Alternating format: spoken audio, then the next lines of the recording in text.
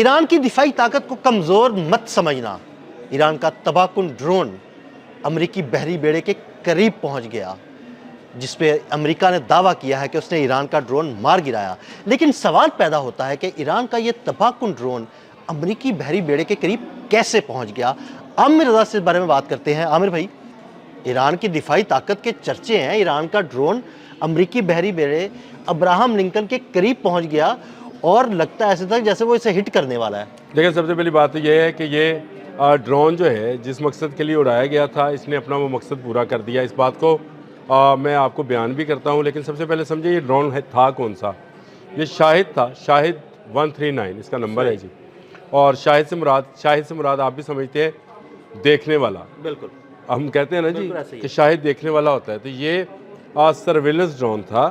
اس کو جس مقصد کے لیے اڑایا گیا تھا وہ مقصد اس نے بڑی اچھے طریقے سے حاصل کیا. دیکھیں، اس کی جو ٹیکنالوجی تھی، اسٹیل ٹیکنالوجی، اس نے بہت نزدیک تک جانے میں اس کی مدد فراہم کی.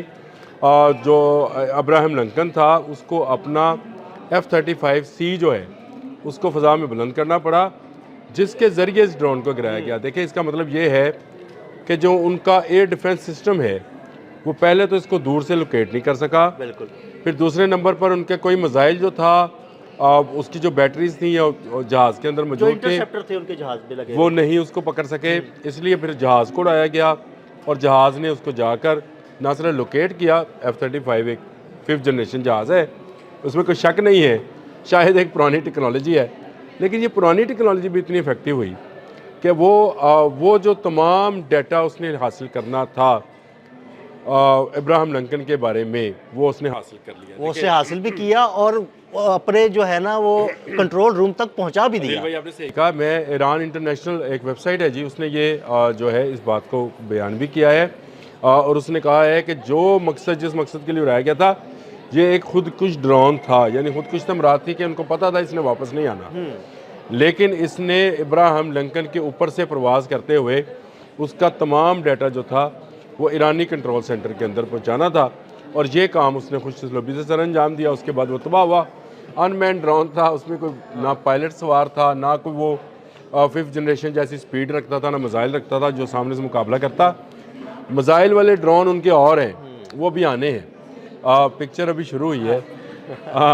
عامر بھائی، میری بڑی حیران کن بات ہے کہ وہ ڈرون اڑا، ان کے امریکہ کے بہت سے ڈسٹرائر جو ہیں وہ ابراہم لنکن کے ارد گرد موجود ہوتے ہیں، ان کے ایسے فضائی دفاعی نظام وہاں پہ لگے ہوتے ہیں، لیکن میں حیران ہوں کہ وہ سب کو چکمہ دے گیا. دیکھیں، کہاں خلیج فارس، کہاں ابن ہرمز کا بھی وہ ایریا جو کہ انٹرنیشنل پانیوں میں ہے، یعنی بین الاقوامی پانی ہے جہاں پر اس وقت ابراہم لنکن کھڑا ہے. وہ ایران کی حدود میں نہیں ہے.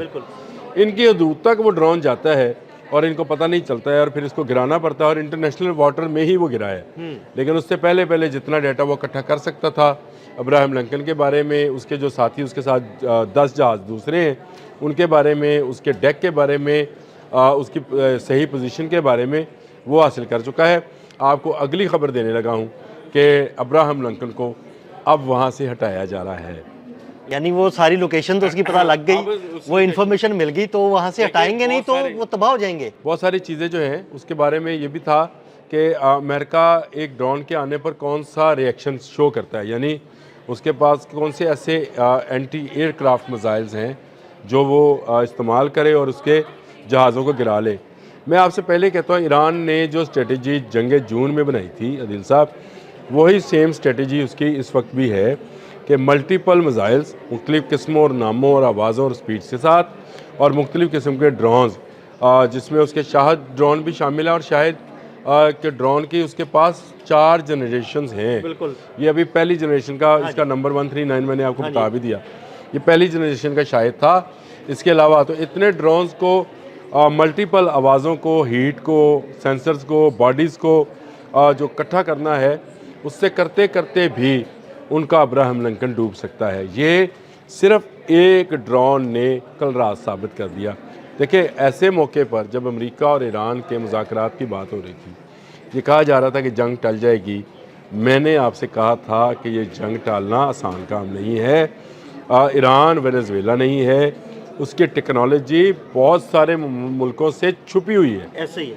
اور یہ اس کی ایک مثال آپ کو اسی ڈرون نے شاید 139 نے دے دی کہ بھائی اس کو اگر امریکن لوکیٹ اس طرح سے نہیں کر پائے ہیں جس طرح سے، مجھے تو حیرت اس بات پہ ہے، جب یہ ایرانی واٹر سے باہر ہی آیا تھا تو اس کو ایرانی واٹرز میں ہی گرا دینا چاہیے تھا۔ دیکھیں ہم نے جنگ مئی میں تمام بھارتی جہاز جو ہیں بھارت کی سرزمین پر گرائے، سرزمین میں بھارت کی فضائی حدود میں گرائے۔ اب آپ کو سمجھ آئی ایسے ہی ہے۔ کہ ہم نے ان کو بتایا کہ آپ سرحد کراس نہیں کر پائیں گے، بالکل۔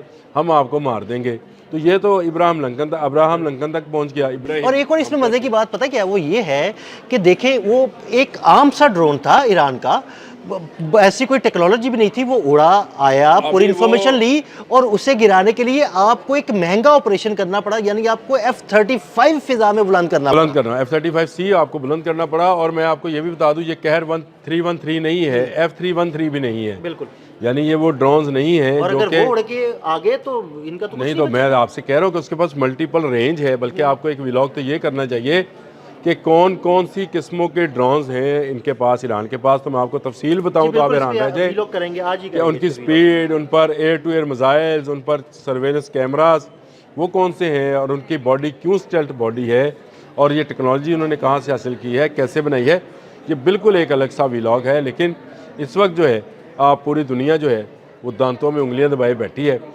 کیا بین الاقوامی جو میڈیا ہے وہ اس کو ایران کی ایک بڑی کامیابی قرار دے رہا ہے۔ میں آپ کو رائٹرز کی بھی سٹوری بھیجتا ہوں، وہ بھی آپ ساتھ لگائیں، کہ یہ گرا دینا جو تھا یہ کوئی ایسی بڑی بات نہیں تھی۔ ہم نے تو بہت سارے جو حروف اور ہارون تھے وہ گرا دیے، ہم نے گرانا اس کو بڑی بات نہیں تھی۔ بڑی بات یہ تھی کہ یہ وہاں تک گیا کہ اس کو F-35 کو فلائی کرانا پڑا، اور انٹرنیشنل پانیوں تک گیا، ابراہم لنکن تک گیا، ڈیٹا اس نے کلیکٹ کیا اور ڈیٹا واپس ٹرانسفر بھی کر دیا۔ یہ ایک اہم ہے، اور امریکہ کے لیے میں سمجھتا ہوں یہ وارننگ ہے کہ اگر اس نے اب کوئی ایسی حرکت جیسی اس نے وینزویلا میں کی کہ اپنا بحری بیڑا بھیجا اور اس کے بعد وہاں سے ہیلی کاپٹر اڑے اور وہاں جا کر میرینز کو اتارا، محل سے اٹھا لائے، تو یہ ایران وہ چیز نہیں ہے۔ ایران کی ٹیکنالوجی، ایران کی جاسوسی کا سسٹم، ایران کے دوست ایسے ممالک ہیں جو امریکہ کی ٹکر کے ممالک ہیں۔ پہلی بات تو یہ ہے، تو یہ جو دوست ہیں وہی اس کو وہ تمام چیزیں فراہم کریں گے جو امریکہ کے لیے خطرناک ہوں گی۔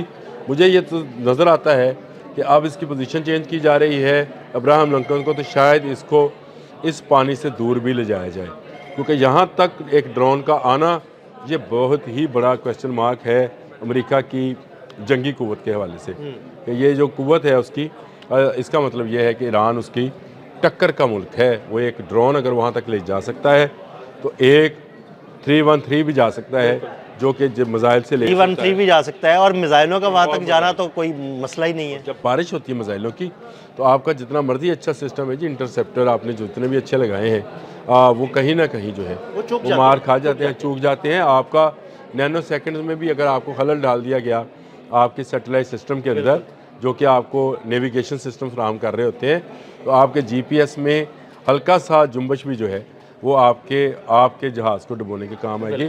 تو یہ میرا خیال ہے جو مشن تھا اس کو اب مشن شاہد ہی کہنا چاہیے۔ یہ مشن شاہد جو ہے یہ کامیاب ہو گیا ہے۔ اس کے بعد گیدر بھبکیاں ہیں جو لگائی جا رہی ہیں ڈونلڈ ٹرمپ کی طرف سے اور امریکہ کے سینٹ کام کی طرف سے کہ ہم نے بڑی کامیابی سے گرا لیا، لیکن ہماری نظروں میں آپ گر گئے کہ آپ ایک ڈرون کو جو ہے روکنے کے لیے آپ کو F-35C اڑانا پڑا۔ ہم تو ایک عام بندوق سے ڈرون جو ہے نیچے گرایا جاتا ہے۔ بالکل، بہت شکریہ عامر رضا جی۔ بالکل عامر رضا نے بڑی تفصیل کے ساتھ آپ کو بتایا کہ یہ ڈرون کیسے اڑا اور امریکی بحری بیڑے تک کیسے پہنچا، اور مکمل تفصیلات لے کر اس نے واپس کنٹرول روم بھی پہنچا دی۔ عدیل احمد اور عامر رضا کو اجازت دیجیے گا، اللہ حافظ۔